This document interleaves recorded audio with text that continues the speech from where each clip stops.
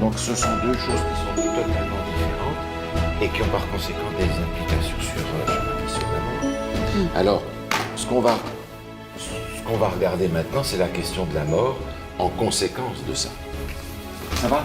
Oui, ben oui. Alors, on va prier ensemble pour demander au Seigneur de nous aider à comprendre sa parole telle que lui l'a conçue. Et la question de la mort va être très simple à résoudre. On peut prier debout. Mais allons-y, tout à fait. Tu veux prier pour nous, Alain? Oui. Bon et tendre Père Céleste, on te remercie de ce moment où on va ouvrir le pain de vie que tu nous as donné, c'est-à-dire ta parole.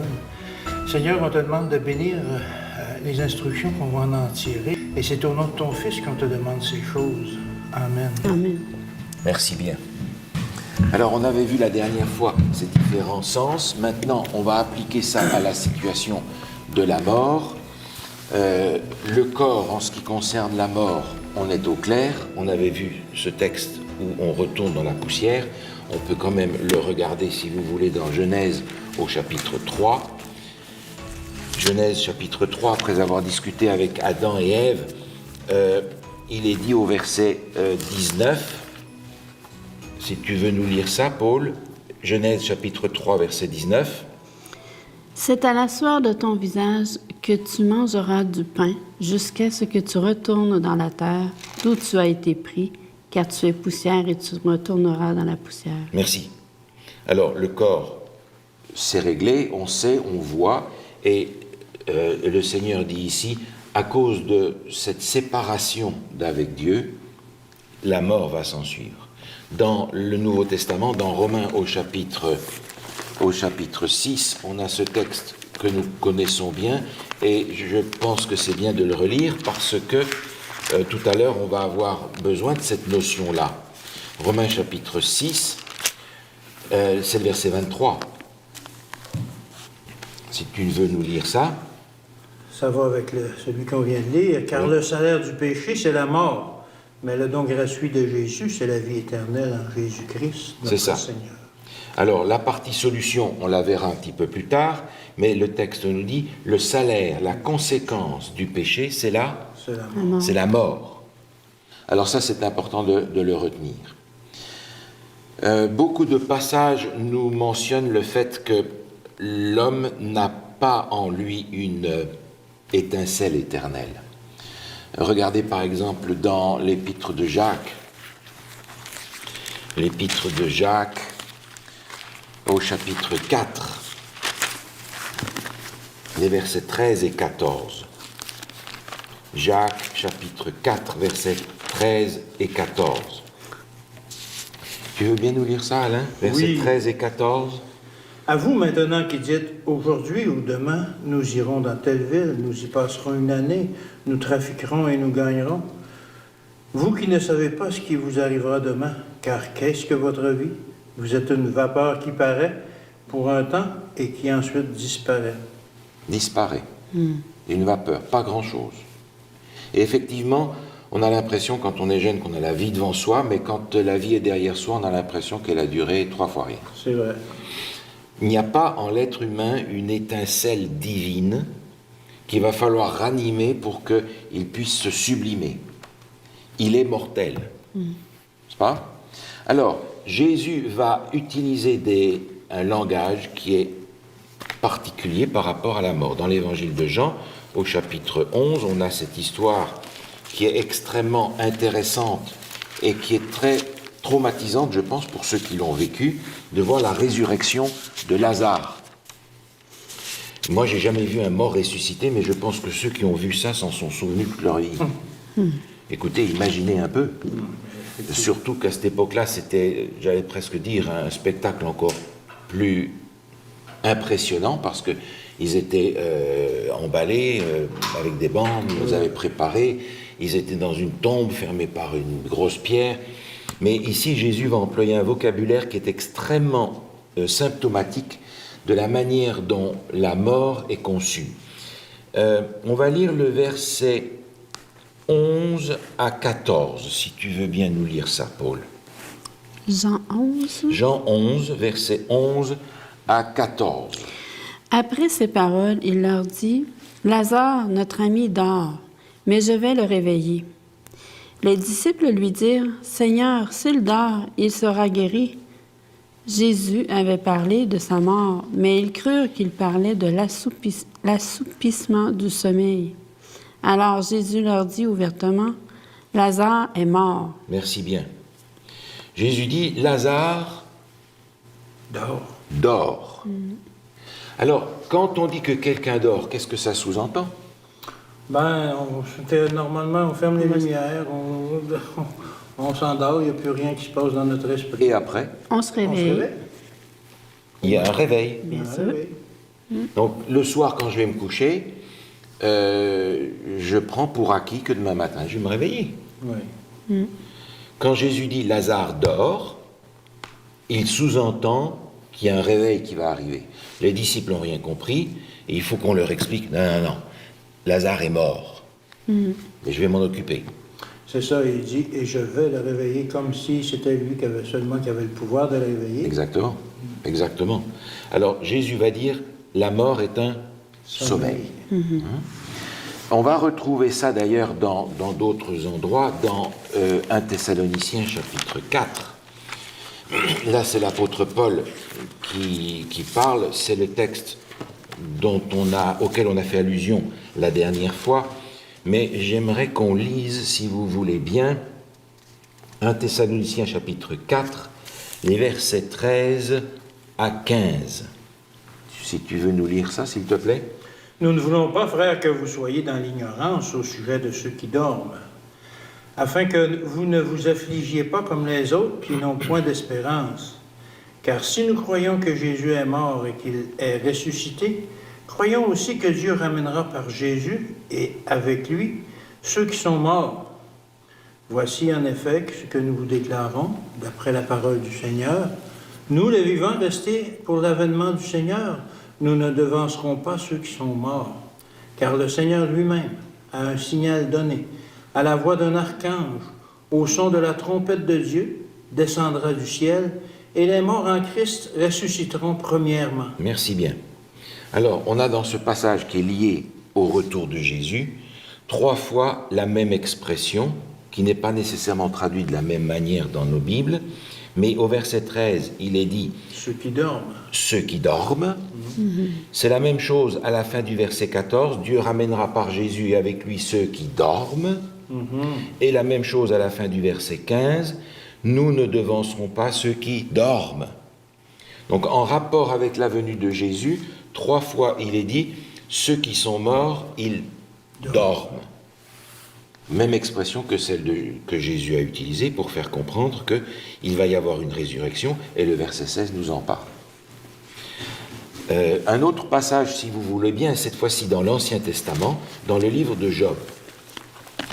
Je vous rappelle en passant que le livre de Job est le plus ancien livre de la Bible, ce qui nous indique que cette question de sommeil de la mort n'est pas une invention tardive. Avant même que Moïse écrive le Pentateuque, les 5 premiers livres, cette compréhension de la mort, sommeil, était déjà bien enracinée dans l'esprit des croyants. Job chapitre 14, versets 10 à 12. Tu veux nous lire ça, s'il te plaît? Oui. Mais l'homme meurt et il perd sa force. L'homme expire, et où est-il? Les eaux des lacs s'évanouissent, les fleuves tarissent et se dessèchent. Ainsi l'homme se couche et ne se relève plus. Il ne se réveillera pas tant que les cieux subsisteront. Il ne sortira pas de son sommeil. Merci. Il ne sortira pas de son sommeil. Jusqu'à quand? Tant que les cieux subsisteront. C'est-à-dire? Au retour de Jésus. Mais c'est exactement ce qu'on vient de lire dans Thessaloniciens. C'est exactement la même chose. Et pour Job, qui ici est celui qui dit ces choses, ce ne sont pas ses amis qui sont, on le sait parfois dans des idées un peu particulières, mais Job, lui, a les idées très claires. Dans d'autres chapitres, il le dit aussi, ceux qui dorment vont dormir de ce sommeil de la mort jusqu'à ce que Jésus revienne, c'est-à-dire tant que les cieux subsisteront. On a aussi au chapitre 7 de Job une indication à ce sujet-là. Job chapitre 7, versets 9 et 10. Comme la nuée se dissipe et s'en va, celui qui descend au séjour des morts ne remontera pas. Il ne reviendra plus dans sa maison et le lieu qu'il habitait ne le connaîtra plus. Alors l'histoire des maisons hantées, comment ça marche? Ok. Comment ça marche?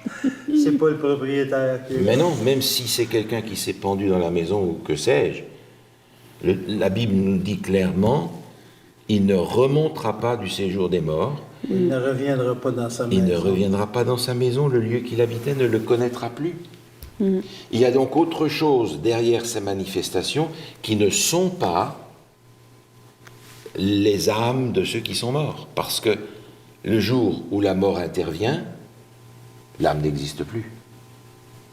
Vous vous souvenez, on avait dit, l'être humain a un corps, il a le souffle, mais il est une âme. Et les morts ne font pas de somnambulisme. Pas que je sache. Pas que je sache. Alors, le corps retourne dans la terre, on le sait, mais alors la question se pose maintenant. On a parlé du corps, on sait ce qui arrive. Il est question de l'âme qui n'existe plus, mais l'esprit alors, le souffle en question. Et beaucoup de gens vont dire « Ah oui, mais c'est ça que j'appelle l'âme. » Oui, oui. Mais qu'est-ce que disent les Écritures au sujet de l'esprit? C'est ce qu'il faut qu'on regarde. Alors on va regarder dans le livre de l'Ecclésiaste. Dans le livre de l'Ecclésiaste. Psaume, Proverbe, Ecclésiaste, au chapitre 12. Au chapitre 12 de l'Ecclésiaste, on a un texte très poétique qui est assez curieux comme il est composé. Au début, si tu veux nous lire le verset 1. Jeune homme, réjouis-toi dans ta jeunesse. Livre ton cœur à la joie pendant les jours de ta jeunesse. Marche dans les voies de ton cœur et selon les regards de tes yeux. Mais sache que pour tout cela, Dieu t'appellera en jugement. Voilà. Alors on commence avec la jeunesse. Et au fur et à mesure qu'on avance dans le texte,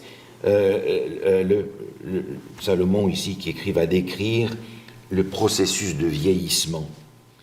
Par exemple, il va dire au verset 3, je n'y prends point plaisir avant que s'obscurcissent le soleil, la lune, les étoiles, les nuages.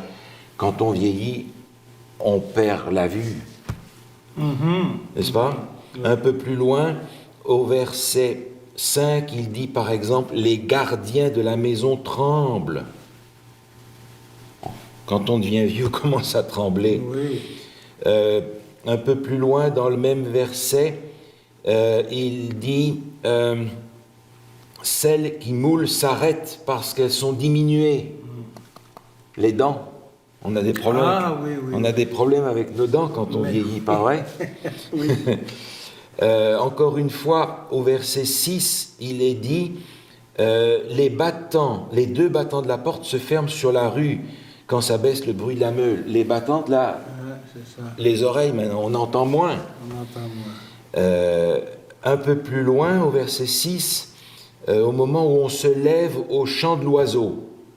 Vous avez vu, les vieillards, ils se lèvent au milieu de la nuit, ils sont... Ouais. Au moment où nous, on se couche, ils se lèvent. Ouais. Un peu plus loin, il est dit où l'on redoute ce qui est élevé. Alors c'est vrai qu'en vieillissant, on a moins d'équilibre. On évite les escaliers. On évite ça, les échelles surtout. Oui. Et il est dit lorsque l'amandier fleurit. Voilà. Les fleurs d'amandier sont quelle couleur? Bien. Oui, elles sont blanches. Alors voilà quoi, ça, hein, les cheveux blancs, etc. Alors, lorsque ce processus de vieillissement se met en place et arrive à son terme, qu'est-ce qui se passe? Finalement, et c'est décrit au verset 8. Si tu veux nous lire le verset 8 et 9. Avant que le cordon d'argent se détache, que le vase d'or se brise, que le seau se rompe sur la source et que la roue se casse sur la citerne, avant que la poussière retourne à la terre, comme il y était, et que l'Esprit retourne à Dieu qui l'a donné. Ah, voilà, on a la clé ici. Une décréation. Le corps retourne à la poussière d'où il a été tiré. Oui. Le souffle retourne à Dieu, l'esprit. L'esprit retourne à Dieu qui l'a donné. Alors, comment ça se passe? Je n'en sais rien. Ce que je comprends, c'est que ce souffle de vie qu'on avait vu dans la définition de la Genèse, c'est seul Dieu qui peut le donner. Il est seul propriétaire de la vie. Le diable, l'ennemi, la seule chose qu'il peut faire, c'est détruire. Dieu est propriétaire de la vie. Autrement dit, Dieu reprend Cette vie qu'il a donnée. cette vie dont il est le propriétaire. Alors, beaucoup de gens vont dire, ah ben oui, mais c'est ça l'âme qui remonte à Dieu. Mais alors, il faut qu'on regarde comment elle remonte à Dieu. OK. Mais au début, lorsqu'on parlait de l'esprit, de l'âme, de l'esprit, le souffle de Dieu, on ne parlait pas d'une entité. Fait que là, c'est difficile de parler d'une entité encore maintenant. Oui. Alors, vous pouvez garder un doigt dans Ecclésiaste. On va aller lire un texte dans l'évangile de Luc au chapitre 23. Luc 23, où on a dans le Nouveau Testament la même notion par rapport à une résurrection que Jésus va opérer. Luc 23, verset 46. Jésus s'écria d'une voix forte, « Père, je remets mon esprit entre tes mains. » Et en disant ces paroles, il expira. Ah, je remets... Mon esprit entre tes mains. Je me suis Je te trompé, redonne mon c'est pas par rapport à une guérison, c'est par rapport à la mort de Jésus. Mais vous savez, quand on a par exemple une vieille voiture qui ne marche plus, il n'y a rien qui marche, on va dire, elle a... Rendu l'âme. Ah, elle a rendu l'âme. Mais ça, c'est la traduction de la compréhension populaire.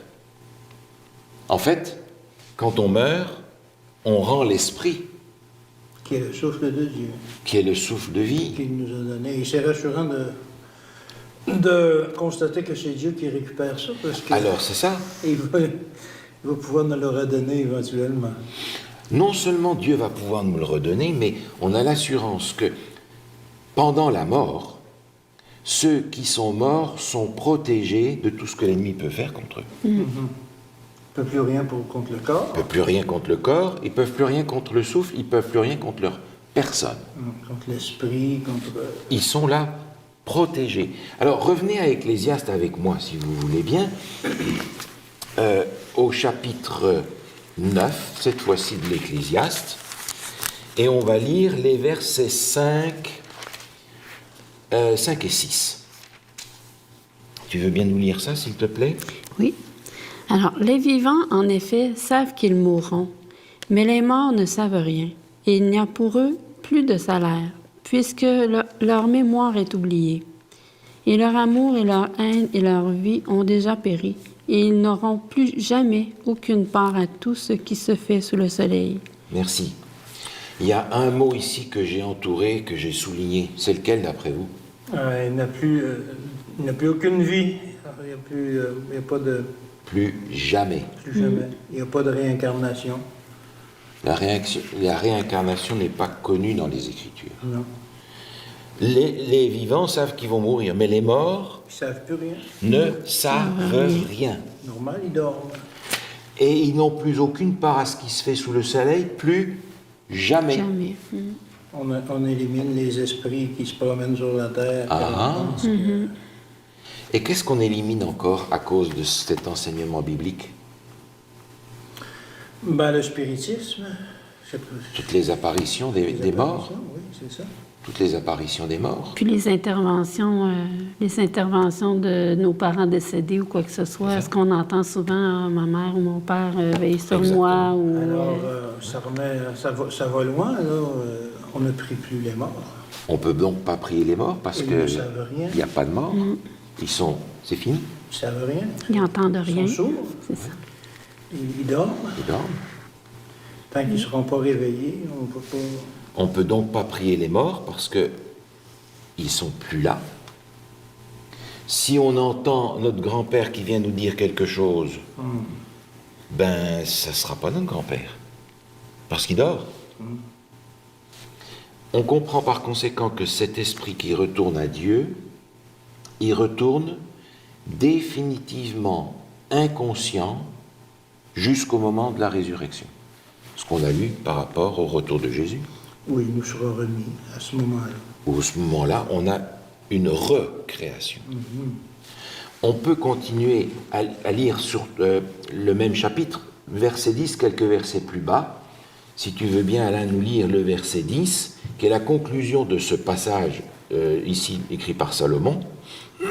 Tout ce que ta main trouve à faire avec ta force, fais-le. Car il n'y a ni œuvre, ni pensée, ni science, ni sagesse dans le séjour des morts où tu vas. Il n'y a rien. Autrement dit, ne compte pas sur une deuxième chance quelque part. Ta deuxième chance, elle est là. C'est maintenant.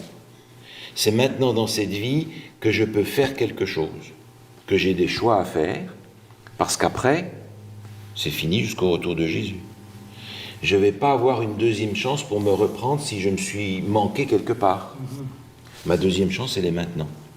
Et on verra que le Seigneur Jésus nous donne aujourd'hui la possibilité de reconstruire notre vie avec lui différemment. Pas besoin d'attendre quelque chose de cataclysmique pour qu'on ait une deuxième chance quelque part. Pas de deuxième chance. Maintenant, ce qui me paraît important aussi, c'est de voir que les morts, ceux qu'on connaît, nos ancêtres, ne nous parlent pas, ils dorment. On ne peut pas prier les morts. Ils sont sourds. Ils sont sourds, mais qu'est-ce qu'il en est de ceux qui apparaissent? Bonne question. Parce que c'est un fait, c'est évident, c'est rapporté par beaucoup de gens qui ont vécu des apparitions, des choses comme ça. Absolument. Il y a deux possibilités, à mon avis. C'est lesquels? Ben, à mon avis, c'est l'imagination. Oui. Et en deuxième lieu, ben, c'est l'intervention de l'ennemi. Alors l'imagination, effectivement, peut jouer, mais quand il y a beaucoup de gens qui voient la même chose, Ah ben là, c'est ça. là, on a quelque chose de plus ennuyeux. Mais je pense, par exemple, aux apparitions de Marie. Marie est une femme extrêmement respectable, mais elle n'est pas vénérable ou adorable, parce qu'elle est un être humain comme tous les autres. C'est ce qu'on apprend. Malgré ses qualités, malgré sa bonne vie, Absolument. malgré ce qu'elle a contribué dans l'éducation de Jésus. C'est une personne extraordinaire. Oui. Mais pour que Jésus puisse avoir la nature humaine et la nature divine, il fallait que sa mère soit entièrement humaine. Donc, elle est sujette à la même chose que tous les autres êtres humains. À la mort. Mais si tout d'un coup Marie apparaît, qu'est-ce qui se passe? Une bonne question.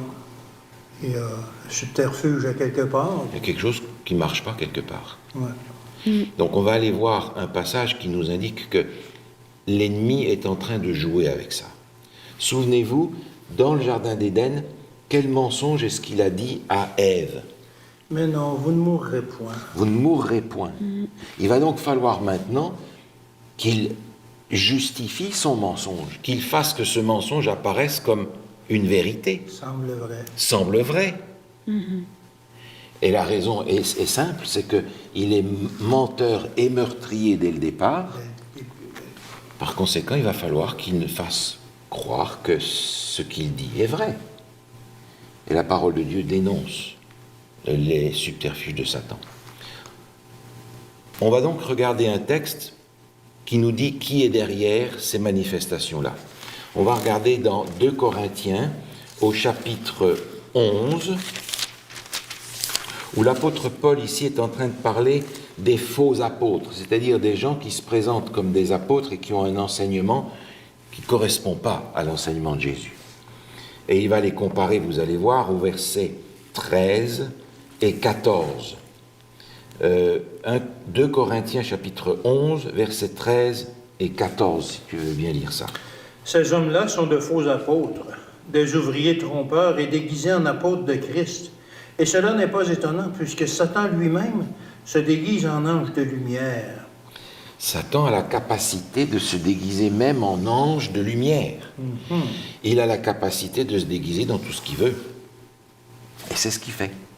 Et à mon sens, la lumière représente la vérité. Alors, Oui, Voilà. Et il présente le mensonge sous un aspect de vérité, un ange de lumière.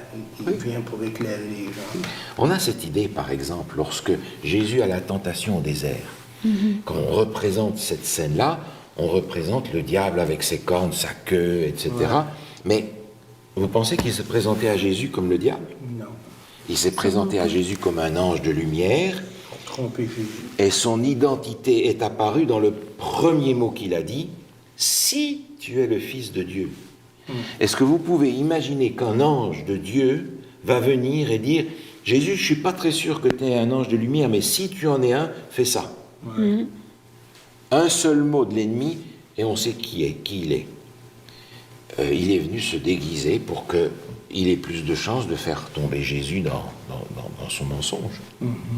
Il se déguise en ange de lumière, il peut se déguiser en ce qu'il veut. En personnage, En personnage. en grand-père. Et on verra tout à l'heure un passage où, effectivement, le diable se déguise. Oui. Et où l'imagination humaine va faire ce qui manque au déguisement. Ah oui. Et c'est là quelque chose d'important parce que beaucoup de gens sont convaincus que c'est leur grand-père, leur grand-mère, un ancêtre qui leur a parlé, ou dont ils sentent la présence, ou qu'ils ont vu, ou même qu'ils vont prier. Et je peux comprendre qu'il soit difficile de changer une mentalité qui s'est incrustée dans notre esprit depuis si longtemps, et depuis des siècles finalement, un enseignement qui a été porté de génération en génération. Ça demande une étude assez assidue des Écritures pour voir la nécessité de conserver l'enseignement biblique, parce que ça va changer ce que l'on va comprendre à la fin des temps. Et si nous sommes à la fin des temps, il est urgent de comprendre ce qui se passe à la fin des temps. On a dans l'Épître aux Hébreux un texte qui est extrêmement clair à ce sujet-là, et qui me paraît intéressant parce qu'il parle de la fin, justement. Hébreux chapitre 11, on a dans ce chapitre une galerie de tous ceux qui sont des héros de la foi dans la compréhension des Juifs. Sans lire le chapitre en entier, on peut passer en revue les personnages dont il est question ici. Au verset 4, il est question de Abel, le premier martyr. Au verset 5, il est question de Hénoch, qui lui n'est pas passé par la mort. Au verset 7, il est question de Noé. Au verset 8, il est question d'Abraham. Au verset 11, il est question de Sarah. Au verset 20, il est question d'Isaac. Au verset 21, de Jacob. 22, de Joseph. 23, de Moïse. 31, de Rahab. 32, et que dirais-je encore, car le temps me manquerait pour parler de Gédéon, Barak, Samson, Jephthé, David, Samuel et les prophètes. Tous ces gens qui sont considérés par les Juifs comme étant des gens dont la foi est un exemple. Comment l'apôtre Paul conclut-il ce chapitre sur la galerie des héros? Versets 39 et 40, si tu veux bien, Paul, nous lire ça. Oui. Alors, tous ceux-là, à la fois desquels il a été rendu témoignage, n'ont pas obtenu ce qui leur était promis, Dieu ayant en vue quelque chose de meilleur pour nous, afin qu'ils ne parvinssent pas sans nous à la perfection. Tous ces gens-là, on va dire aujourd'hui dans la compréhension populaire, « Ah, mais s'ils sont tous au paradis !» Que dit la Bible? Ils ne parvinssent pas sans nous à la perfection. Ils n'ont pas obtenu ce qui leur était promis. Et ce qui nous est promis, c'est quoi? Quelque chose de La vie meilleur. éternelle. La vie éternelle. Et on l'a lu tout à l'heure, alors qu'on va être de nouvelles créatures. Exact. La perfection, c'est parfaite en fait, là. Oui. Alors on parle de la perfection, Oui. on fait référence à ça. Ils ne l'ont pas obtenu. Ils n'ont pas obtenu. Pourquoi? Parce que Dieu ne veut pas qu'on arrive au paradis à la queue leu-leu les uns derrière les autres. Ouais. Tous ensemble. La famille de Dieu va hériter de cette promesse de la vie éternelle tous ensemble. Alors on va être en même temps qu'Abraham, Mais oui. Samson, Et Adam. pour eux, c'est une grâce parce que quel que soit le temps pendant lequel ils sont morts, pour tous ces gens-là, que ce soit des milliers d'années ou au moment où Jésus revient quelques jours ou quelques heures, c'est la même durée, c'est une seconde. Oui. Dieu fait bien les choses Le temps d'un dans sommeil. son plan. Parce que imaginez quelqu'un qui est mort, prenons Abraham, qui est 1800-2000 ans avant Jésus, mais ça fait longtemps, hein. Oui. Vous vous rendez compte? Avoir tous les malheurs de la terre. Si le... Comment est-ce qu'il peut être au paradis en voyant tous les malheurs de la terre et ce qui est arrivé à son peuple dans la suite des temps? Oui. C'est pas le paradis, ça c'est l'enfer déjà. Oui. Donc je ne peux pas imaginer que selon le plan biblique, Dieu fasse souffrir quelqu'un qui est destiné à la vie éternelle pendant des milliers d'années alors qu'il a vécu au pire 175 ans, maintenant beaucoup moins, mais peut-on attendre pendant des années en voyant la catastrophe dans le monde ou dans nos familles? En voyant nos proches qui vivent toutes sortes de choses. En voyant nos proches qui vivent des catastrophes énormes, en disant « il est au paradis bienheureux auprès de Dieu ». Non. Ils n'ont pas obtenu ce qui leur était promis parce que Dieu veut qu'on arrive ensemble à la perfection. Dieu a un plan extraordinaire pour les croyants. Il y a par conséquent une résurrection qui va avoir lieu et Jésus en parle. On va donc savoir quand ça se passe. Évangile de Jean, chapitre 6. Évangile de Jean, chapitre 6.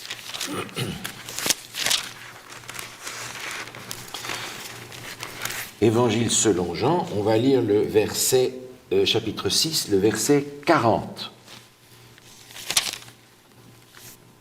Tu veux bien nous lire ça, Alain, s'il te plaît?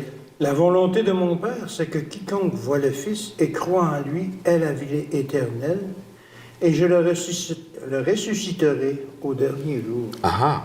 À quel moment a lieu la résurrection? Au dernier jour. Quand est-ce que la vie éternelle nous est donnée? Au dernier jour. Au dernier jour. Pas de vie éternelle avant. Par conséquent, ceux qui dorment n'ont pas obtenu ce qui leur était promis, jusqu'à ce que la résurrection arrive. Et la première partie du verset voit que ça s'applique à tout le monde. La volonté de mon Père, c'est que quiconque. Quiconque. Tout le monde. Quiconque, Mais- peu importe la personne. Exact. Quiconque. Mais quelqu'un qui va lire juste ce bout-là va dire, mais au dernier jour de sa vie? Le texte ne dit pas ça.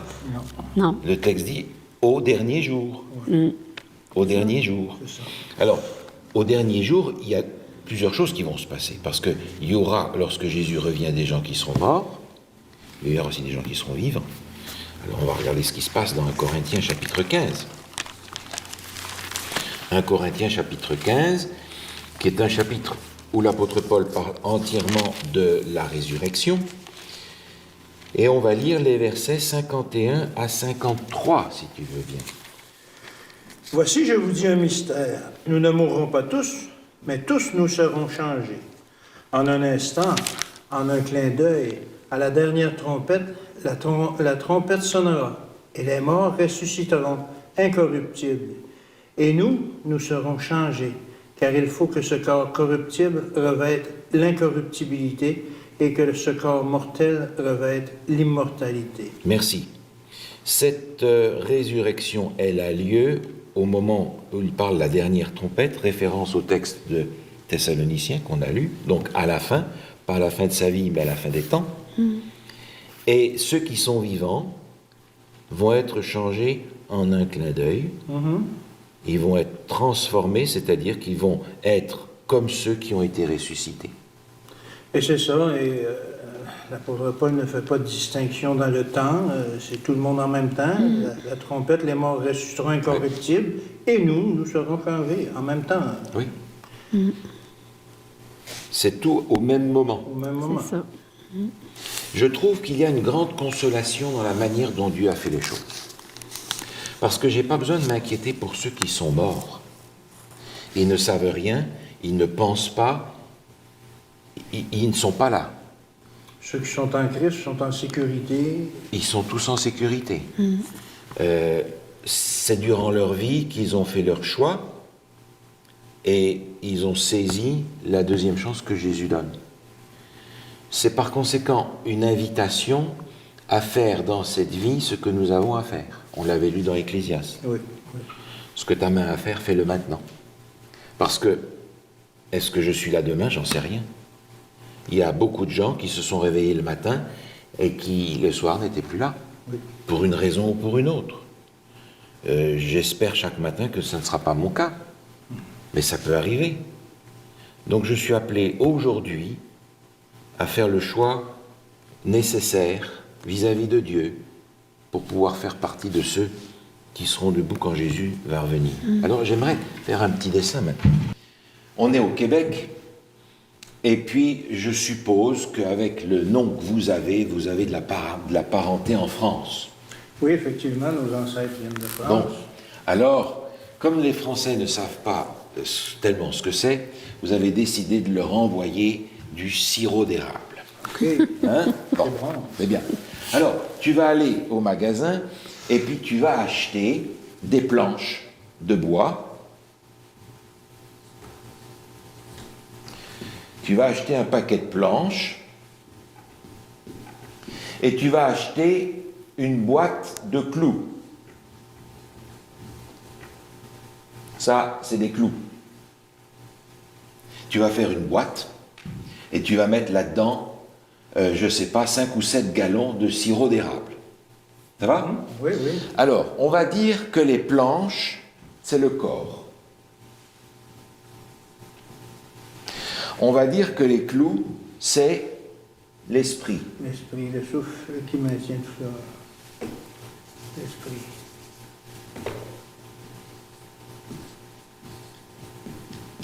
Et avec ça, tu vas faire Une boîte. une boîte.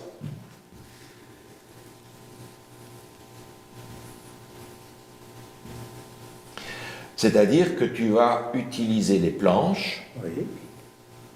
et tu vas clouer tout ça. Tu vas faire tenir les planches ensemble en utilisant les clous.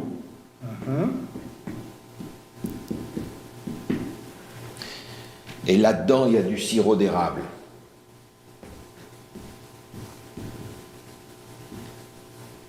C'est bon, hein? Oui. Ah. Si les planches représentent le corps et que les clous représentent l'esprit, comment va-t-on appeler la boîte? En termes bibliques, l'âme. On va appeler la boîte l'âme parce qu'il y a les Oui. deux morceaux ensemble, n'est-ce pas? Oui. Maintenant, on va mettre ça à la poste, on va expédier tout ça. La famille d'Europe va En Picardie. en Picardie en plus. Oui. Alors nos amis picards vont picoler le sirop d'érable et puis la boîte est là. Et puis au bout d'un temps, ils se disent mais cette boîte elle nous encombre. Donc ils vont prendre des tenailles et ils vont enlever les clous, ils vont faire un tas de clous et ils vont faire ici un tas de planches. Oui. Le fait d'avoir défait la boîte est un phénomène qu'on va appeler, en termes bibliques, dans notre parabole, Ben, la mort. alors d'avoir défait la boîte, c'est-à-dire séparer Les éléments. les éléments, ça va être la mort. Oui. Question. Où est montée la boîte? Où est montée? Ben, elle est encore là. Est-ce qu'elle est montée au ciel? Non. Non. Elle est où? Elle est sur le sol. Elle est où? Sur Elle est où, terre. la boîte? Sur la terre. Elle est restée là. Dépendamment de ce qu'on en fait, on l'enterre, elle disparaît. On la la sert. boîte comme telle, ok, je pensais des éléments. Effectivement, la boîte n'existe plus. Non, il reste juste les éléments. Il reste juste les deux parties Oui. Le corps et l'esprit. qui sont séparées par conséquent, c'est la mort. Qu'est-ce qu'est devenu l'âme? Elle n'existe Elle plus. n'existe plus. La boîte La boîte n'existe plus. C'est ça. Et je ne peux pas demander, la question que j'ai posée est truquée parce que où est montée la boîte? Ben, elle n'est pas montée au ciel, la boîte. Non.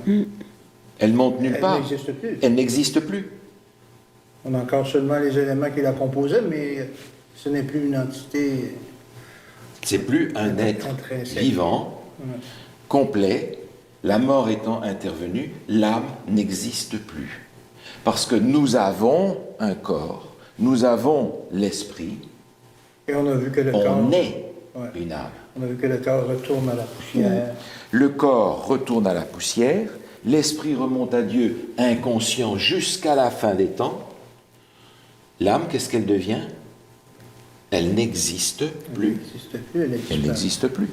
La boîte est disparue. La boîte a disparu.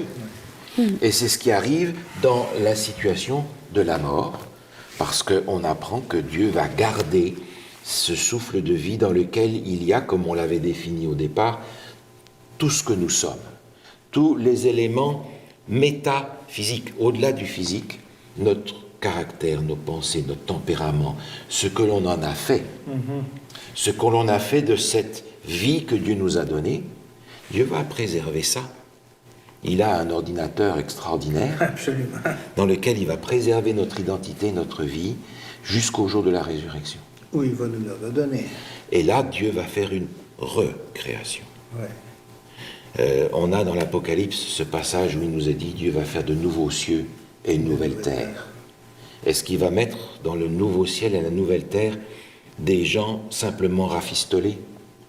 Il va mettre des gens qui ont retrouvé ce qu'il voulait leur donner au départ, c'est-à-dire un corps, un esprit, un être entier, sans péché, sans mal et sans les conséquences du mal. Je crois qu'on a de quoi remercier le Seigneur pour Amen. la manière dont il a organisé les choses malgré la catastrophe que le péché a fait. Nous allons remercier le Seigneur pour ça, et la prochaine fois, on va regarder quelques textes qui sont utilisés pour dire aussi le contraire de ce que l'on a trouvé dans les Écritures, et il est important de le regarder pour qu'on soit sûr que ces textes ne puissent pas être utilisés selon une tradition ancienne qui est une philosophie païenne. Ok. On prie ensemble. Oui. Seigneur, nous te remercions encore de ce que, malgré le péché, malgré les conséquences du péché, malgré la mort, tu as mis en place un plan de sauvetage pour que, au-delà de la mort, tu puisses nous offrir à tous ceux qui le veulent, à quiconque croit, la vie éternelle que tu avais donnée à l'humanité pour commencer. Quand on y réfléchit, Seigneur, on a hâte de retrouver cette vie éternelle sans péché. Le monde est rempli de misère, nous voyons la misère en nous-mêmes, et nous voudrions que, selon ta promesse, tu achèves en nous l'œuvre que tu as commencée.